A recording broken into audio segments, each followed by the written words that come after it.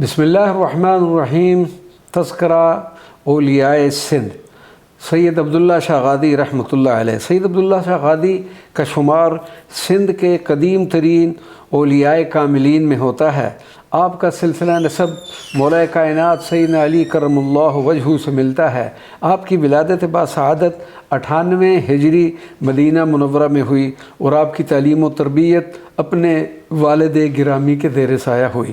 کتب تاریخ سے معلوم ہوتا ہے کہ آپ بسلسلہ تبلیغ دین متین سندھ میں وارد ہوئے اور ایک جہان کو اپنے فیوضات و برکات سے مستفید فرمایا۔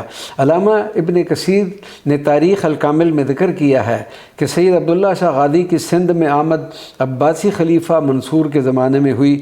حضرت عبداللہ شاہ غادی کو یہ شرف حاصل ہے کہ آپ ہی سادات کرام کی وہ عظیم شخصیت ہیں جو اوائل میں سندھ میں وارد ہوئے۔ کلفٹن اور شہر کراچی کی شہرت بھی در حقیقت حضرت سید عبداللہ شاہ غادی کی ذات اقدس کا صدقہ ہے۔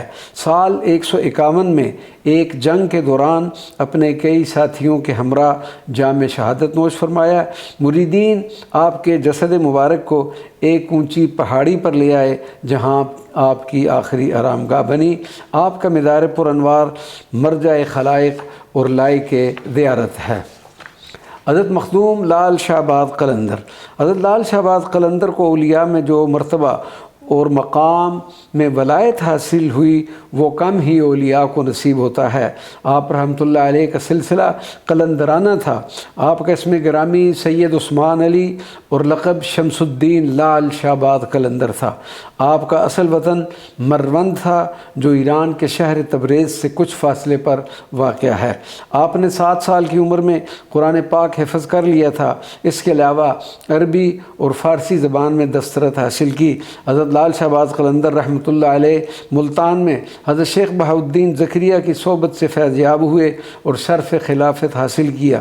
اس کے علاوہ حضرت بابا فرید الدین گنج شکر، حضرت مخدوم جہانیان جہاں گشت اور شیخ صدر الدین عارف جیسی عظیم شخصیات سے فیض حاصل کیا اور بالآخر سیون کے ایک مقام میں آ کر سکونت پذیر ہو گئے اور عوام کی روحانی اور اخلاقی اصلاح کرنے کے بعد ان کی کایا ہی پلٹ دی۔